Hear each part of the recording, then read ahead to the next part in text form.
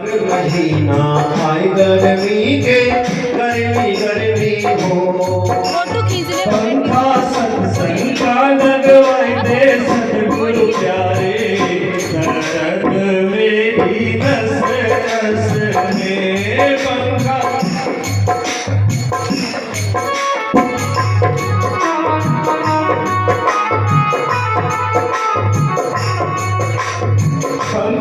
सत्संग का लगवाए दे सतगुरु प्यारे दर्द मेरी नस नस में फूटी ज्ञान की पीड़ाई दे सतगुरु प्यारे दर्द मेरी नस नस में फूटी ज्ञान की पीड़ा दे सतगुरु प्यारे दर्द मेरी नस नस में ज्ञान की पीड़ा दे सतगुरु प्यारे दर्द मेरे नस नस में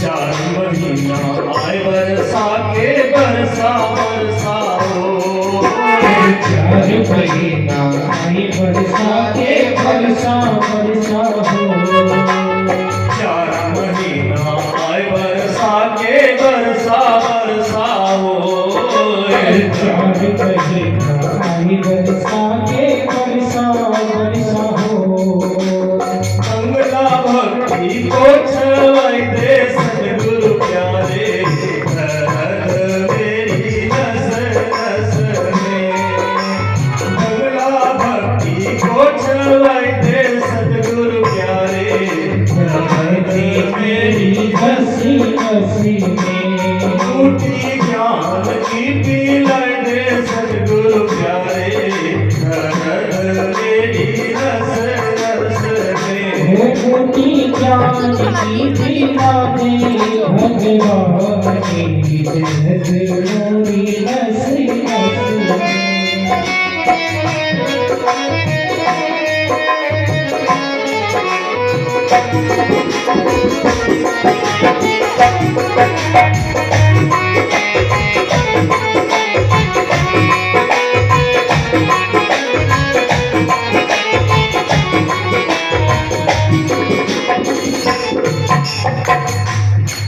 चारों महीना आए सर्दी के सर्दी सर्दी हो चार महीना आए सर्दी के सर्दी सर्दी हो चार महीना आए सर्दी के सर्दी सर्दी हो चार महीना आए सर्दी के सर्दी सर्दी हो जुगड़ी ज्ञान की सिलवाए दे सतगुरु प्यारे दर्द मेरी नस नस में जुगड़ी ज्ञान की सिलवाए दे सतगुरु प्यारे दर्द मेरी नस नस में फूटी ज्ञान की पीड़ा दे सतगुरु प्यारे दर्द मेरी नस नस में फूटी ज्ञान की पीड़ा दे सतगुरु प्यारे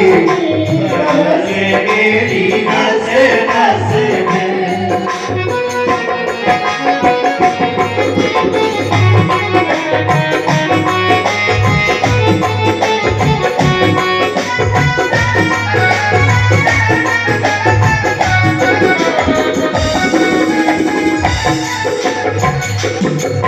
बोली सतगुरुदेव भगवान की जय हो। बड़ा आनंद लिया मर्सी जी के और भगवान के बात का। मान्य भाई का बात भगवान ने ऐसा भरा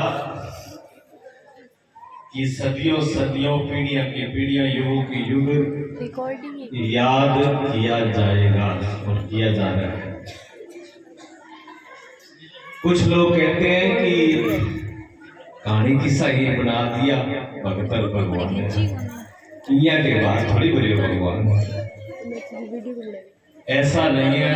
ये मैंने जिस धरती पर आप बैठे हो, ये भारत की धरती बड़ी विलक्षण और बड़ी पवित्र है। यहाँ ऐसी ऐसी बेटियां हुई है जिन्होंने धर्मराज का भी नाक रगड़ा दिया। सावित्री जो थी उसने धर्मराज का भी नाक रगड़वा दिया था, ऐसी थी। ऐसी ऐसी बेटियां हुई हैं जिन्होंने बड़े बड़े शत्रु, बड़े बड़े योद्धाओं के दांत खट्टे कर दिए थे। लक्ष्मीबाई जैसी ऐसी ऐसी भक्त हुई है, मीराबाई जैसी, जैसा कोई भक्त होना मुश्किल है। कर्माबाई, बड़ा बड़ा नाम है इस धरती पर, और सिर्फ इनका ही नहीं है, पुरुषों का भी है।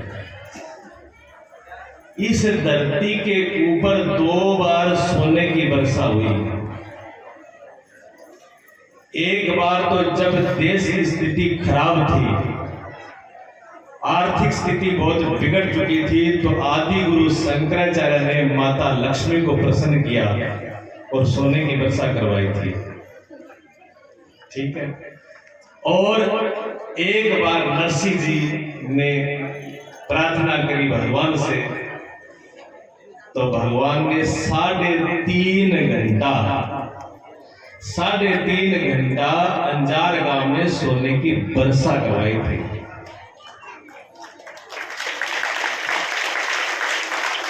आज भी प्रमाण मिलता है, सोने के सिक्के अंजार में आज भी जब खोदे जाते हैं, कुआं खोदे जाते हैं, तो आज भी सोने की मोहरें निकलती है हमारे। आज भी उसकी गवाही है इस बात से। कोई ये ना सोचे कि ऐसे ही है, ऐसा नहीं है। जिस भक्तमाल मैंने आपको बताया था कि पूज्य नाभा जी ने भक्तमाल की रचना करी, जिसमें सभी भक्तों का चरित्र संग्रह है, उस भक्तमाल का पहला दोहा है। उस भक्तमाल ग्रंथ का पहला दोहा, गौर से सुनना। भक्ति भक्त भगवंत और गुरु। क्या कहा? भक्ति भक्त भगवंत और गुरु, नाम 4 बपु एक, इनके सिमरण मात्र से कटे विघ्न अनेक। नाभा जी ने जब इस भक्तमाल की रचना करी तो सबसे पहले इस दोहे की रचना करी, और इस दोहे के अंदर एक बहुत बड़ी बात कह दी उन्होंने। कहते हैं भक्त, भक्ति और भगवान और गुरु। कौन? भक्ति, भक्त, भगवान और गुरु। कहते हैं नाम ही 4 है, लेकिन एक ही है, 4 नहीं है। इसलिए किसी भक्त का अपमान करने से पहले सोच लेना कि भगवान का अपमान कर रहे हैं। किसी भक्ति का अपमान करने से, पूजा पाठ का अपमान करने से पहले सोच लेना कि भगवान का अपमान कर रहे हैं। और किसी संत का अपमान करने से पहले सोच लेना कि भगवान का अपमान कर रहे हैं। भगवान सीधे रूप में कहीं खड़े नहीं होते, सामने खड़े। इस बात को बड़े ध्यान से, कभी अपराध न बने, अपराध न बने ऐसा, कभी भक्ति का, भक्त का, भगवान का, संत का अपमान भूल करके भी न हो। सबसे पहली बात ये है। दूसरी बात तो बड़ी गौर से सुनना। मायरा आपने सुना है? मायरा सुना है? एक कथा के अंदर बड़े विकल्प होते हैं, समाज तक संदेश पहुंचाया जाता है। नानी बाई को बड़ा शर्मिंदा किया गया, पूरे परिवार को, माता पिता को शर्मिंदा किया गया। यहां तक कहा कि कुएं से जाए तो कुएं में गिर करके मर जाना, शक्ल मत दिखाना। किसके लिए? किसके लिए? बात के लिए, देश के लिए। देश प्रथा जो है बड़ी बुरी है इस समाज में, दोष है। बाप अपनी बेटी को कैसे पालता है, माता अपनी बेटी को कैसे पालते हैं, वो माता पिता को ही पता होता है। अपनी तरफ से वो किसी प्रकार की कोई कमी नहीं रखते, लेकिन बेटी का अपमान किसी अन्य देश में हो, जहां पर धर्म नहीं है, संस्कृति नहीं है, पूजा नहीं है, पाठ नहीं है, भगवान का अवतार नहीं है, शास्त्र नहीं है, कथा नहीं है, पूजा नहीं, गौ की सेवा नहीं है, देवी को जहां न पूजा जाता हो, उस देश में अगर अपमान हो किसी बेटी का तो बुराई नहीं है। अभी शिवरात्रि आ रही है, शिव जी की एक ही रात्रि पूजी जाती है शिवरात्रि, भगवान शिव की एक रात्रि पूजी जाती है शिवरात्रि, और जन्माष्टमी आप एक मनाते हो भादवे के महीने में, ठीक है। शिव जी की एक रात्रि मनाई जाती है, देवों को देव महादेव है, और नौरते नवरात्रि देवी के 9 दिन मनाते हो, 9 दिन देवी की पूजा होती है।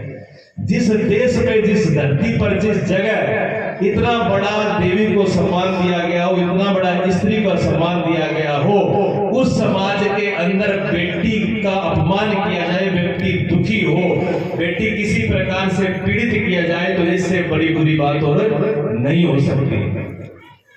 बेटी कहीं भी हो, सबकी बेटी होती है, ससुराल में भी बेटी होती है, पियर में भी बेटी होती है। और इतना ही नहीं है, अब क्या कहते हैं, महाराज जी कृपा करो, गुरु जी कृपा करो, छोर ऊंट जिंद हो गयो, ब्याह हो नहीं रहा, किसका दोष है? गुरु जी का दोष है, भगवान का दोष है, निकम्मे समाज का दोष है, जो गर्भ के अंदर कन्या की भ्रूण हत्या की गई, पेट में ही मार डाला आपने, और इधर बैठी नहीं है कर करके, एकदम गोली है, आदमी से ज्यादा दुश्मन इधर वाली है, ये मरवाती है, चाहे वो सासू के रूप में आए, चाहे माँ के रूप में आए, चाहे जेठानी के रूप में आए, किसी के रूप में आएगा, ये कम नहीं है, अपराध है, बहुत बड़ा अपराध है। स्वामी जी कहते थे कि जिसने गर्भपात किया हो वो किसी संत और भगत को भोजन कराने के लायक नहीं है, वो कभी भोजन न कराए, वो मां नहीं है, वो हत्यारी है, वो चुड़ैल है, ऐसा बोलते थे। लड़कियों की कमी कहां से आई? पहला भारत के अंदर स्टेट है हरियाणा, जहां सबसे पहले लड़की की कमी हुई है, दूसरा स्टेट है पंजाब, और तीसरा राजस्थान, उसके बाद आज पूरे देश के अंदर केरला को छोड़ के सब जगह बेटियों की कमी आ गई। कौन जिम्मेवार है इसका? श्री रंग जी को तो दोष दे दोगे, इतना बुरो हो नन्ही भाई संगतियां करे हो, थे कम कोनी राणा जी, थे कम कोनी, मीरा ना कौन बख्शो, मीरा का गीत गा के नाच देगा, थारी बेटी जब कह दे नहीं मैं भक्त बनूंगा और शादी भी बढ़ गया ना ना ना कट जाएगी मारी, अगर तू भक्ति पर मुड़े भक्त बनेगी तो। आप वो आपका समाज कहाँ है, कहाँ पर खड़े हैं हम? भक्ति के नाम से मीरा, आज तक मीरा का कुल पवित्र और नाम लिया जाता है। अपने घर में अगर भगत पैदा हो जाए तो हमको तकलीफ होती है, ये सोच है हमारी, इस सोच से ऊपर कब उठेंगे? बेटी का सम्मान करना सीखें, बेटी की हत्या न करें।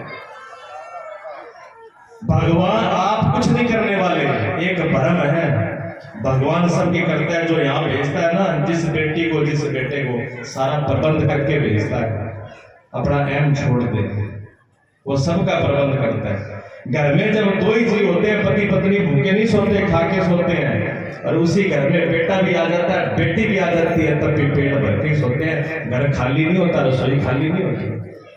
और जिस घर में बेटी ना हो वो घर कैसा लगता है? कोई चाय पानी पूछने वाला नहीं है। बेटा है ना, कमरा में 12 को गया, बाप थकेड़ो है, कौन थकेड़ो, माँ थकेड़ी है, कौन थकेड़ी है, और बेटी पूछ ले, बेटो नहीं पूछे, और कह दे वो पड़े पड़े, कह दे वो पक्कू, कह दे वो हाथ भी रही पैर ही कह देगा, पैर से मुंह पड़े लोटो ले लो भी मुंह पानी, ठीक है। और सब बेटे ऐसे नहीं है, और वो तो सुधर जाएगा, वो तो अपना सुधार कर ले, सुधार के लिए ये कथा है। अपमान न हो किसी का भी, माता पिता का, पति का, बेटों का, खास करके बेटियों का सम्मान किया जाए। किसी वस्तु के लिए, किसी देश के लिए, किसी के लिए बेटी को परित्याग न किया जाए। जिस घर में बेटी दुखी होगी उस घर में लक्ष्मी, बरकत, शांति कभी नहीं हो सकती। अपमान तो आपने पहले ही कर दिया, कैसे रहेगा? इसलिए बेटियों का अपमान न करें। सब कुछ परमात्मा करते हैं। नरसिंह जी को टाइम हो गया, 600 साल बीत गए। आपके सामने नहीं है तो थोड़ी सी कल्पना लगती है। आपको अभी एक घटना 2 साल पहले की, 2 साल पहले की घटना बताता हूं मैं। एक बेटी को 15-20 साल पहले, 2 साल नहीं, 15-16 साल पहले एक बेटी ने जन्म लिया और उसको एक पॉलीथीन में बंद करके एक झाड़ी के अंदर फेंक दिया। और कोई व्यक्ति वहां से निकल रहा था, उसने देखा कि इसके अंदर एक जीव है। देखा उन्होंने, लथपथ अभी, लेकिन श्वास आ रहे थे उसे। भगवान रक्षक होता है तो कोई न कोई बचाने वाला भी मिलता है। सांस आ रहे थे, उसने निकाला, उसको साफ किया, सांस ठीक है, डॉक्टर के पास थोड़ा इलाज किया। वृंदावन में वात्सल्य ग्राम है, परम पूज्य युग पुरुष परमानंद जी की शिष्य रितंबरा वाला, वो साध्वी है। कम से कम 2000 से ज्यादा बेटियों को पाल रही है अकेली।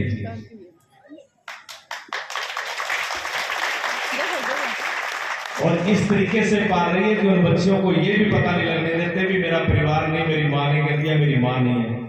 जो घर पे विधवाएं माताएं थी उनको भी बुला लेती है, उनमें किसी को वो नानी बना देती है, किसी को दादी बना देती है, किसी को बुआ बना देती है, किसी को माँ बना देती है। एक छोटा छोटा परिवार बना के अलग अलग उनकी बच्चियों की व्यवस्था होती है और सबका पालन पोषण होता है। स्कूल में अच्छी से अच्छी शास्त्रों की और विज्ञान की सभी प्रकार की पढ़ाई की जाती है।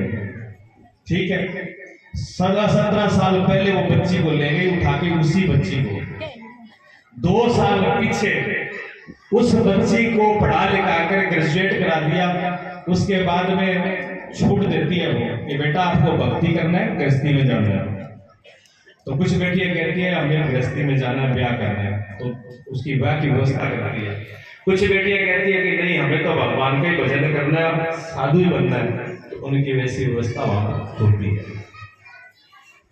तो बेटी ने कहा कि गुरु माँ मुझे शादी करवानी है। उन्होंने कहा ठीक है। उस बेटी की शादी रखी कमरा में और निमंत्रण भेजा सब जगह, सब जगह निमंत्रण भेजा। आपको यकीन नहीं होगा, शायद आपने किसी ने टीवी में देखा होगा, किसी ने टीवी में देखा होगा। आज के टाइम में टाटा, बिरला या कोई जिनके आप नाम सुनते हो ना दुनिया में, किसी ने भी ऐसी शादी नहीं करी। हेलीकॉप्टर, हवाई जहाज से प्रधानमंत्री तक करके देश के लेकर के बात लेकर के आए थे। इस बेटी को, जिस बेटी को पेट में निकालते झाड़ में फेंक दिया था, उस बेटी का विवाह दुनिया में देखा था, लाइव चला था, हेलीकॉप्टर, हवाई जहाजों द्वारा। पैसे की, वस्तुओं की गिनती नहीं, आपकी चक्कर ग्राम की सारी बेटियां अगर शादी करते और दे देते तो भी वो देश खत्म नहीं होता। इतना एक बेटी के दे शादी में आया था। ये भगवान की व्यवस्था है। मेरा कहने का मतलब है कि आप कुछ नहीं कर रहे, सांवरिया पे छोड़ के तो देखो, सांवरिया पर अर्पण तो करो, सांवरिया का भरोसा तो करो, परमात्मा का भरोसा तो करो। मंदिर में जाएंगे, होटल का मांगण खाता, तो मांगने के अलावा और कोई काम नहीं है। अरे मांगण के लिए मेरे गुरुदेव एक बहुत प्यारी बात कहते थे, मुझे हमेशा याद रहती है। गुरुजी की बातें मेरे ग्रंथ में कॉपी में नोट नहीं की, मेरे हृदय में जब जब जरूरत पड़ती है वो सामने आती है। वो एक बात कहते थे कि आप भिखारी बन करके बड़े से बड़े राजा के सामने, बड़े से धनिक के सामने जाओगे तो वो आपको कितना दे देगा, कितना दे देगा। और एक दिन तो चलो दे भी देगा, भिखारी था दरवाजा पर आवे, बोका भाई 50,000 रुपया दे दो, दे दोगा क्या? डोल के अंदर रोटी मांगेगा तो रोटी शायद आपके पका के ताजी देने की श्रद्धा नहीं होगी, घर में पड़ी होगी तो ले भैया खा ले रोटी ले जा, और घर ना होगी तो अगला घर मांग ले, मेरे पास रोटी आज खत्म होगी, काम समझे को, बस इतनी बात है। भिखारी के साथ आपके ये व्यवहार होते हैं। भिखारी से आपका कोई रिश्ता होता है? बताइए, भिखारी से आपका कोई रिश्ता होता है? आपके दरज्जे में खड़ा होता है? कोई रिश्ता नहीं होता। जो आपके पास श्रद्धा है उतनी दे देते हो। तो गुरुदेव कहते हैं भिखारी से कोई रिश्ता नहीं है, भिखारी की मांग कभी पूरी नहीं होती। अगर उसी जगह पर आपका खास प्रेमी हो और आपके घर आके हाथ जोड़ के कहा भैया आज पर बड़ी दिक्कत होगी, बड़ी जरूरत है, मतलब थोड़ा सा रिपेयरिंग जरूरत है, अगर खास प्रेमी होगा तो वो कहेगा ऐसे क्यों मांग रहा है, भिखारी की तरह क्या करो, मैं हूं नहीं, कितना चाहिए बोल, पूरा घर दे रहा है और आधी रात को आ जाना। किसके लिए बोलते हो? प्रेमी के लिए। मंदिर में जाते हो तो प्रेमी बन करके जाना, भिखारी बन के मत जाना। भगवान को प्रेमी बना लो। मीरा ने बनाया, नरसिंह ने बनाया, ठीक है ना। बात तो नरसिंह को मजबूरी में मांगना पड़ा था, जब नानी बाई के ससुराल वाले यहाँ आती थी, नरसिंह ने नहीं मांगा भूखे प्यासे। अगर नरसिंह जी एक महीना भी भूखे रहे तो कभी सामने से ये नहीं कहा कि मैं भूखा हूं, भजन करूंगा, रोटी तो दे सामने दे, जो दे दिया उसे में तरफ। सब काम उनके किए। जब सब कुछ परमात्मा पर सौंप दोगे, परमात्मा सब कुछ आपको दे देगा। इच्छा को छोड़िए।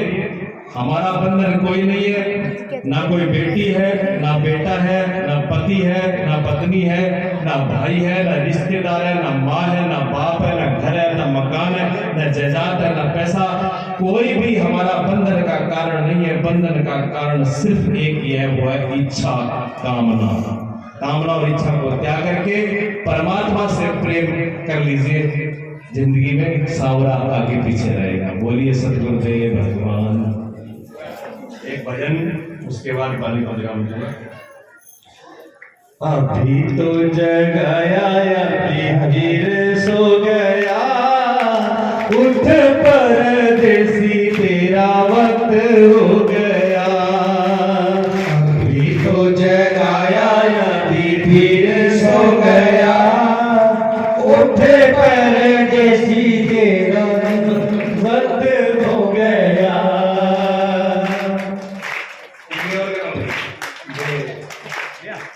चलो देवराज जी क्या कैसी करो। अरे परदेसियों की ये निशानी, आए और चले गए, खत्म कहानी, खत्म कहानी।